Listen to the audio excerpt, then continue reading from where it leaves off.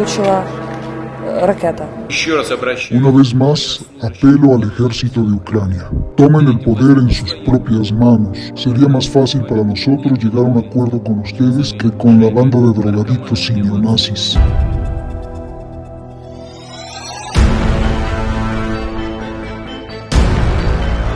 El presidente está aquí. Todos estamos aquí. Nuestras tropas están aquí. Los ciudadanos están aquí. Todos nosotros estamos aquí protegiendo nuestra independencia de nuestro país. Y continuaremos. Gloria a Ucrania.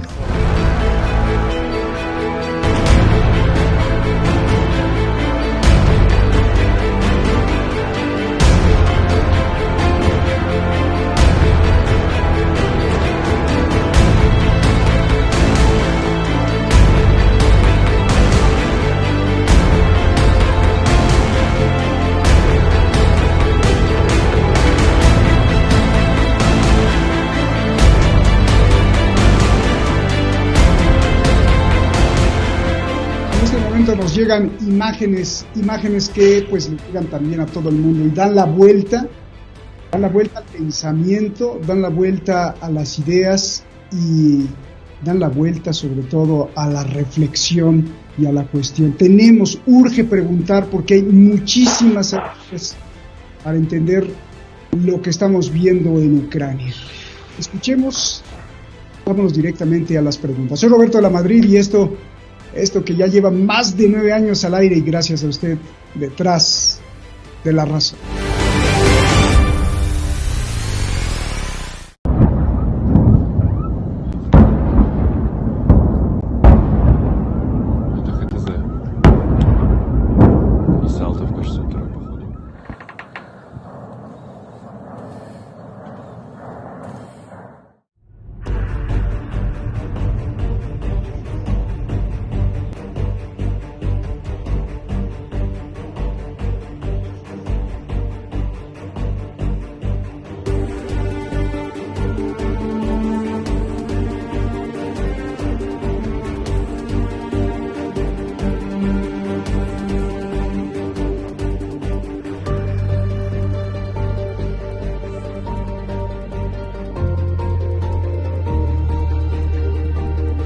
En este momento, el fuego de Rusia se dirige hacia la capital de Ucrania.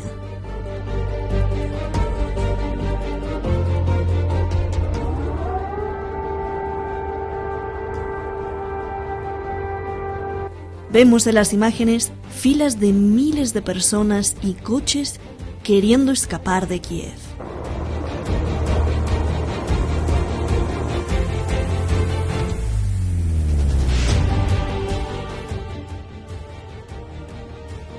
La misma televisión rusa RT publica imágenes de cómo los ucranianos se refugian aterrados en el metro.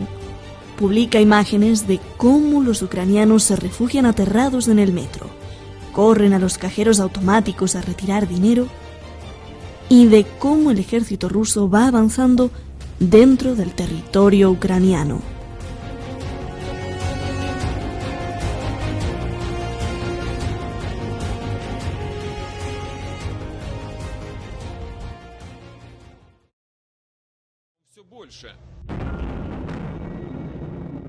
Удар по многоэтажке в районе киевского аэропорта Жуляны поначалу тоже было попытались приписать российской ракете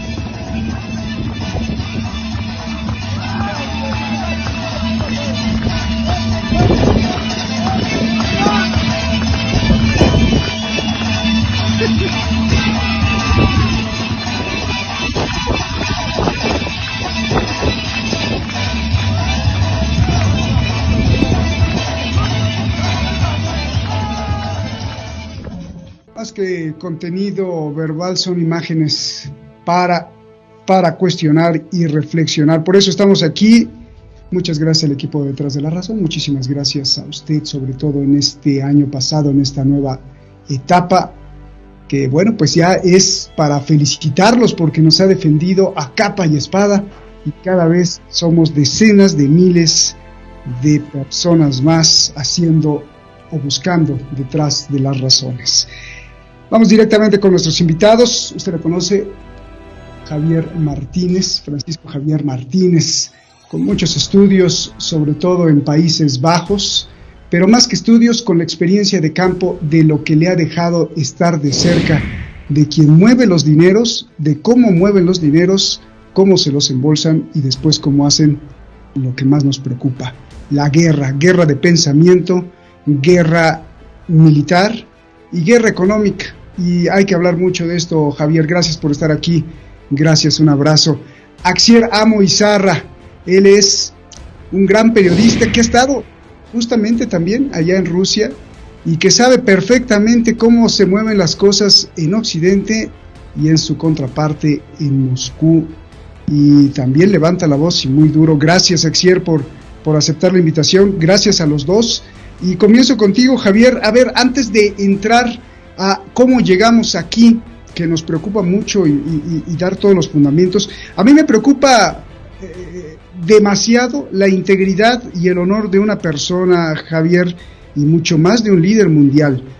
Vladimir Putin dijo que no voy a atacar, no voy a invadir, no se preocupen, no vamos a tocar Ucrania, Occidente está histérico, jamás atacaré Ucrania, solo son ejercicios y cuando se retiren los soldados o cuando acaben los ejercicios se regresan a su casa. Tú mismo, Javier, creo, caíste en la trampa diciendo que Occidente estaba histérico y que Putin jamás atacaría Ucrania.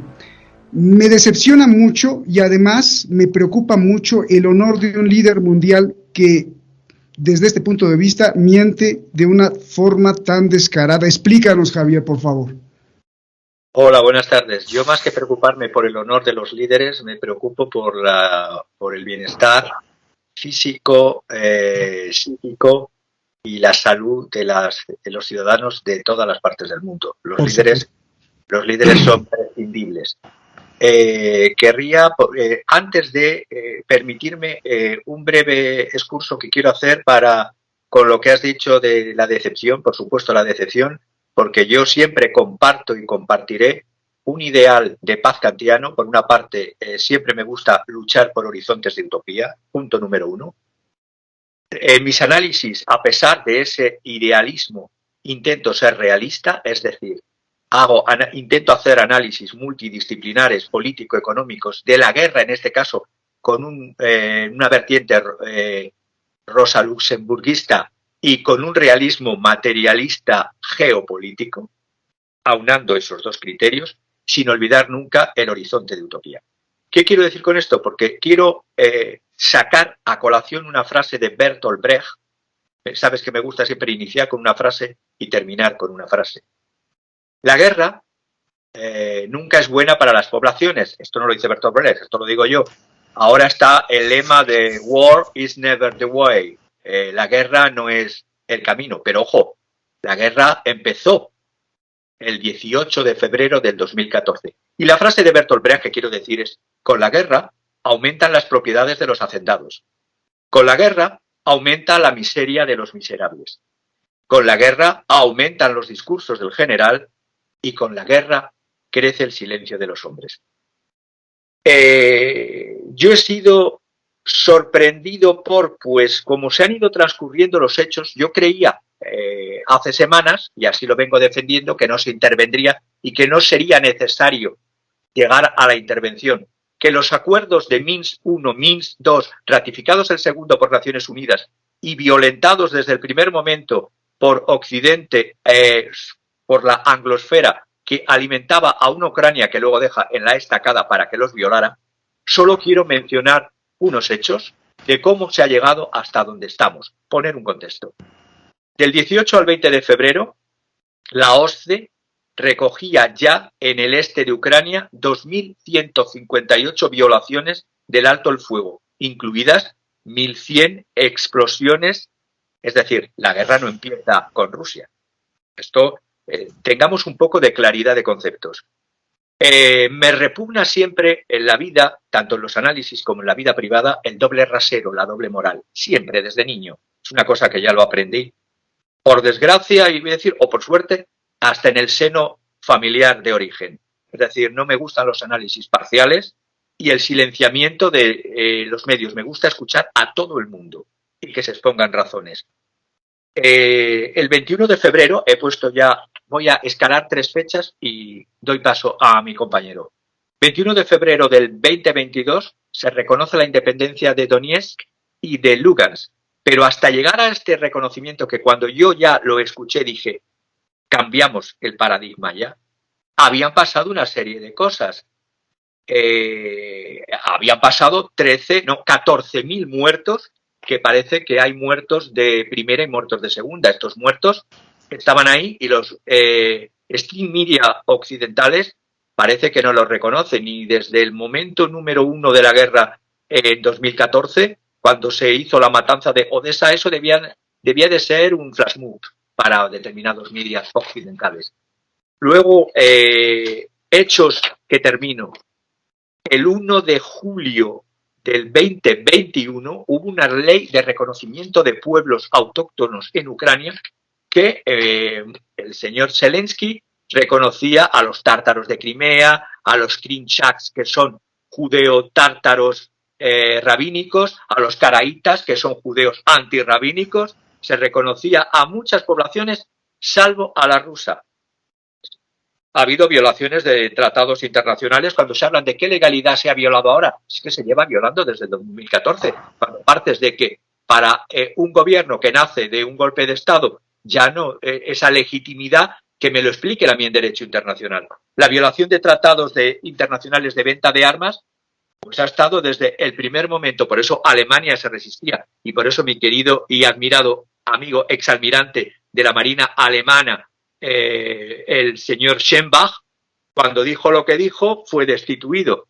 Y el hecho por el cual terminó, 16 de abril del 2021, que eso ya fue reiterado luego en el tiempo.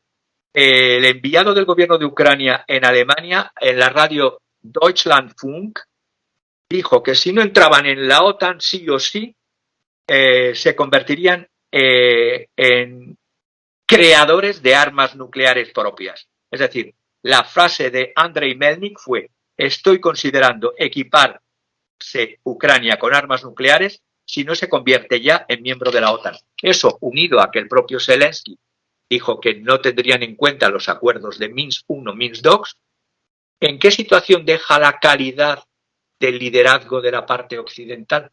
Y repito, a mí, las calidades de los líderes, teniendo en cuenta que vamos de Málaga en Malagón y que la tríada del mal de todo esto empieza con Victoria Nuland, empieza con repartiendo bocadillos en diciembre del 2013. Galletitas, dijiste galletitas. Sí, galletitas y bocadillos, sí. Galletitas y bocadillos. Es decir, para terminar, lo que quiero la calidad me importa poco. Lo que me importa es que vayamos a la diplomacia, pero de verdad, y al cumplimiento de los acuerdos de verdad. No que firmas un acuerdo y luego te sales de él, o que firmas un acuerdo y lo violentas desde el momento número 1. Porque la tríada maravillosa de William Joseph Barnes, señor jefe de la CIA, Elliot Abrams y Victoria Nuland, junto con Blinken, por poner un cuarteto a esta tríada maligna, creo que también se tendría mucho que hablar, y puedo dar detalles, datos, porque a mí me gusta hablar con hechos, con datos, y si es posible, con las propias palabras, como he dicho antes, de este ministro en la radio alemana, diciendo que pondrían misiles. ¿Misiles contra quién? ¿Contra el cielo? No, contra Rusia. Con eso abro boca. Muy bien. Gracias, Javier, por darnos esta explicación. Insisto, yo empiezo porque, bueno, en este programa hemos denunciado 9 años, lo que lleva de vida, pues la hipocresía y la doble moral de esta anglosfera occidental o occidente, o como le quieras llamar, enquistada en Washington, ¿no? Pero me resulta también muy importante que cuando se nos dice algo, pues que no se juegue tampoco con la gente, ¿no? Y a nosotros se nos dijo, nosotros lo repetimos y dijimos, sí, pues está histérico Occidente, no, y mira nada más. Y te pregunto también lo mismo, Axel, independientemente de las razones y de los argumentos que efectivamente también los hemos denunciado, como las galletitas de la señora Nuland y como el ucronazi que mata a los prorrusos en Ucrania. Eso es indiscutible, ¿no? Axier, no solo Putin, sino que todo el aparato gubernamental, ¿no? Se burló de Occidente y de toda la gente que estaba creyéndole a Putin, ¿no? La portavoz Zaharova se burló de todos los periódicos y el gobierno de Estados Unidos diciendo ataque a Ucrania, invasión a Ucrania, que nos digan para irnos de vacaciones, dijo así, la cito textualmente, y los tachó de mentirosos a todos. Me preocupa mucho, Axier, porque lo que vimos muestra que pues el New York Times, que tanto hemos criticado aquí, que el Washington Post y que Biden, pues ahora sí tenían, y que además estaban al servicio de las armas, porque Vanguard, que es la principal contenedora de inversión, pues es la que financia New York Times, pues tenían razón ahora, y el mentiroso en ese sentido, pues, y mucha gente está descontenta, porque muchos siguen a Putin y dicen, oye, pues nos mintió. ¿Qué dices, Axier, por favor? Y después ya empezamos con los argumentos, obviamente, de la hipocresía occidental. Adelante. Yo creo que, sinceramente, y bueno, voy a comenzar como ha hecho Javier, hay una frase también mítica que si quieres la paz, prepárate para la guerra. Así que creo que obviamente esta frase recoge todo este pensamiento. Una bestia, un animal herido, no se le puede arrinconar ni se le puede hostigar, porque sabes perfectamente que la desesperada te va a terminar atacando. Hemos pasado durante los últimos meses, y sí que es verdad que la guerra comenzó en 2014, no ahora, hemos pasado los últimos meses y más acrecentado más en los últimos días, como Putin y Rusia en total han vivido un hostigamiento continuo, un ataque continuo. Y eso al final va haciendo mella. Que un presidente del talante y del nivel que tiene Putin y de la inteligencia, porque puede estar loco, puede estar como, no sé, como queramos tildarlo, pero es inteligente, sigue siendo inteligente. Y aunque una persona que pierda la cabeza, no pierde la inteligencia, que son cosas todavía más peligrosas, creo. Dicho esto, cuando veníamos diciendo esas fechas, porque Joe Biden ha repetido hasta la saciedad el 16 de febrero, el 16 de febrero, el 16 de febrero. Y eso aquí al final pues ha ido haciendo mella tanto en la población, porque la tensión que estaba viviendo la población rusa, también hay que preguntarles cómo vivir cuando tienes a tu máximo oponente que dice que vas a atacar el 16 de febrero y tú vas a recibir ese ataque también. O sea que hay que tener mucho cuidado de cómo se juega con ese lenguaje, que es un arma de doble filo y al final ha hecho mella. Pero a mí y Javier, que además es un entendido de todo este tipo de cosas y de fechas y demás, ¿nadie sabe qué fecha se celebra el 23 de febrero en Rusia o en la Unión Soviética? Pues ahora, a día de hoy, es el Día del Defensor de la Patria. Pero a día de ayer era el día de la fiesta del Ejército Rojo. Dime que no hay una fecha mejor, entre comillas, que quizás el 9 de mayo para el tema del Día de la Gran Victoria, ¿no? De la victoria de la Gran Guerra Patria. Pero si hubiese sido un ataque, una respuesta definitiva, habría sido ese día. Y Putin ha escenificado esa misma noche el ataque. Creo que eso es un mensaje para todos. Ha aguantado, ha dicho que no va a atacar, habrá mentido o no habrá mentido, quizás las circunstancias se desataron en los últimos tiempos, en los últimos momentos, porque tendría información de sus servicios de secretos o de lo que fuera, de que algo iba a pasar y que tenía que adelantarse y pillar por sorpresa a todo el mundo, que es lo que realmente ha hecho así. De hecho, estamos viendo, ¿no?, que Ucrania no ha tenido ni poder ni reacción. Si Ucrania estaba leyendo en los mismos comentarios que estamos leyendo todo el mundo de que Rusia ya iba a invadir el 16 de febrero, ¿qué pasa? ¿Que no estaban preparados? Son cosas que no entiendo. Y si queréis empezamos el debate, que seguro que ahí vamos a sacar más cosas de conclusión. Claro que sí. Bueno, pues ahora sí, vámonos a las causas, querido Javier. ¿Cómo ves los que aplauden a Putin por, reconocer la independencia del Donbass, de las repúblicas separatistas, después envía tropas y ahora pues se está metiendo dentro de Ucrania y aplauden porque esto ha parado el genocidio que se venía, como ya lo hemos dicho aquí en varios programas y ahora lo mencionaste tú, Pues desde hace, no desde el 2014, desde mucho tiempo atrás, pero desde el 2014 sobre todo recrudecido y han sido más de 14,000 muertos. Bueno, pero otros lo critican diciendo que sí estaba bien que reconociera la independencia, estaba bien que protegiera a sus hermanos prorrusos en Luhansk y Donetsk, pero que ya meterse Ucrania ya fue exagerado. Entonces, ¿quién de los dos análisis tiene la razón o cómo lo ves tú? Yo no soy partidario nunca del maniqueísmo y de los palmeros ciegos. Los palmeros me gustan cuando escucho flamenco. Los palmeros ciegos llamo a aquellos que ven este es el bueno y este es el malo. Esa dicotomía maniquea que en el fondo es de mente muy estrecha y de objetivo de manipulación de masas perfecta. Cuando antes comentabas algo de, has dicho un nombre y quiero responderte a la pregunta, pero quiero hacer el inciso de lo que has dicho antes y por eso he levantado la mano como me siento siempre en el colegio aprendiendo. Pues has nombrado Vanguard. Vanguard es un Vanguard Total Stock Market Index Fund. Es uno de los muchos fondos de inversión que son dueños de empresas de armamento. Concretamente, voy a poner el caso de la General Dynamics Corporation.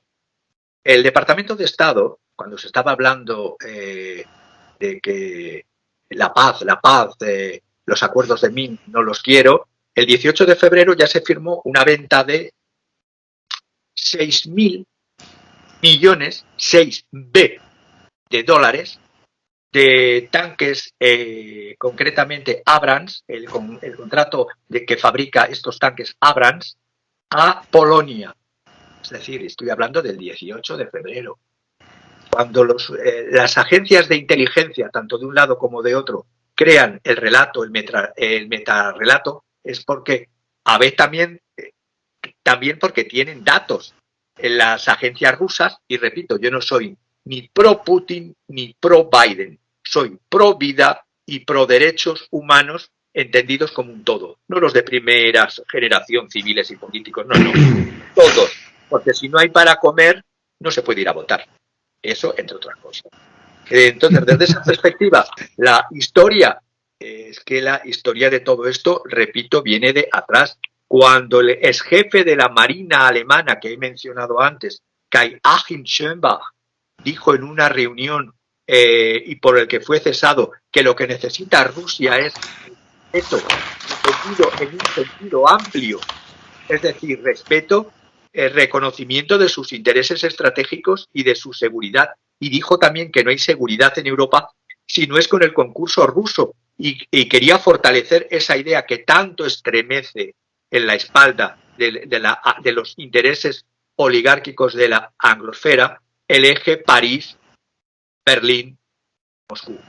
No podemos, porque toda esta guerra, ¿a quién está beneficiando? Realmente esta profecía autocumplida de que la guerra va a ser que viene el lobo tal día, que viene el lobo tras otra, y que siempre decía lo peor que puede hacer Putin es enfangarse en una guerra, porque ya desde los análisis de Brzezinski lo que se busca y lo que se ha buscado siempre es debilitar a Rusia y fragmentar. Dije en otros programas los planes que leí de la Rand Corporation, que ya existen desde hace años, de fragmentar Rusia en 3 repúblicas para hacerse con los recursos. Que caiga Putin y que caigan y que se formen 3 repúblicas de Rusia del oeste, de Siberia y del lejano Oriente.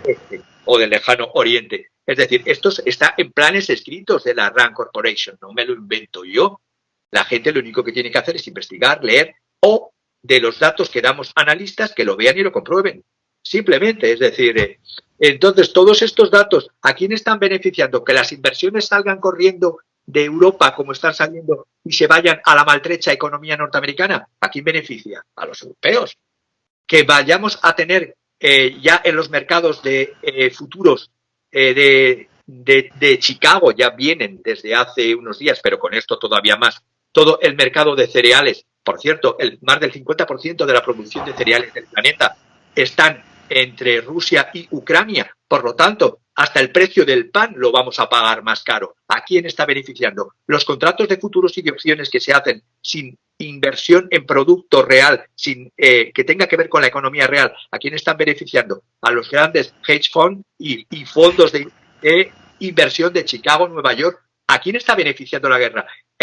Realmente, ¿quién quiere que se prorrogue este tema de guerra? ¿Quién ha puesto la tela de araña y ha caído en la trampa, con justificación o no justificación, del ataque en defensa a operación preventiva que llaman en Rusia para desnazificar y desmilitarizar Ucrania? Porque no creo que en la cabeza de Putin, por muy loco que pueda devenir, está en quedarse con un país fragmentado, con un país enfrentado en guerra civil desde hace más de 9 años, con un país hundido económicamente, con unas oligarquías que viven en el extranjero, pero que cruzan los intereses de unos contra otros, ya desde Mónaco, ya desde Londres. Ya. Entonces, el excurso, el desarrollo de todo esto tiene que verse y analizarse. Y repito, si olvidas cuando ¿cómo decirlo? La gente pierde, y lo vuelvo a reiterar, la sensibilidad en los conflictos que son largos, que son muy lentos, y especialmente los occidentales. Se olvidan, son alcémicos, de lo que causa, de a quién favorece. Yo siempre pienso la polemología, el estudio de los conflictos desde una perspectiva de derecho penal. ¿A quién beneficia el delito? ¿A quién beneficia el crimen?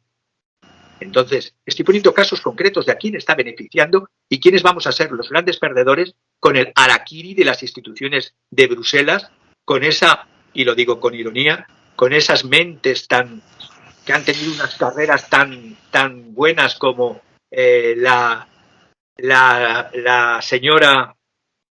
Los salarios, Javier, los salarios que se dan ahí. Pero no solo los horarios, las prebendas que se dicen... No, salarios. Claro, pero es que estás hablando de un mundo del lobby, que es un lobby realmente. Exactamente. Mira, esta guerra lo está realizando dos lobbies exactos, ¿no? El lobby de armas que tú decías al inicio y el lobby del gas. Y precisamente quien dirige los dos lobbies sigue siendo Estados Unidos. Exactamente. Sí. Entonces, acaba Javier, porque quiero preguntar. No, simplemente... quería decir, la presidenta de la Comisión Europea, que he tenido un lapsus y se me ha ido su nombre, von der Leyen. La Ursula von der Leyen, sí, esta buena señora que solo pregunta en Alemania, me da lo mismo del signo político, a quien preguntes su trayectoria en el Ministerio de Defensa, los agujeros no tapados que se produjeron en el Ministerio de Defensa, la política catastrófica de comprar caro y mal en eso cuando era en el Ministerio de Defensa. Es decir, si es que ponemos a los más inútiles, ya se decía siempre, cuando yo estaba en los años, en el 86, en Estrasburgo, y venían los europarlamentarios, siempre se decía que a Bruselas y a Estrasburgo iban los elefantes. No solo van los elefantes, van los inútiles o los corruptos. Simplemente eso. Pues vete preparando, Javier, porque hay que ahorrar para el gas, la luz, que se van a poner las tarifas más tremendas ahí. Y te pregunto, el PAN, imagínate, Axier, sí. ¿Qué es lo más preocupante para ti? Y dos, con lo que está diciendo Javier, de alguna forma Putin, si no quieres decir cayó en la trampa, pero sí quien se frota las manos con esto, pues es los lobbies occidentales, ¿no? Porque finalmente en el momento en que estábamos viviendo en diciembre, por ejemplo, bueno, todavía hace unos días, la OTAN, la Unión Europea estaba pero muy fragmentada. Y ahora Putin logró que la OTAN digan, ay, sí, mira, Rusia es el malo, vamos a unirnos, por conveniencia, por ideología, como quiera, pero la veo ahora más unida. Y ahora todos pegándole a Rusia y el dinero para las corporaciones, pues venga, porque finalmente, ¿qué va a pasar con el gas? ¿Qué va a pasar con la energía? ¿Qué va a pasar con todos estos contratos? El Reino Unido le cierra el espacio aéreo a Rusia, Rusia quiere pues también hacer lo mismo, pero bueno, el poder occidental de la economía pues es bastante grande y se va a quedar en las manos de los mismos, ¿no, Axier?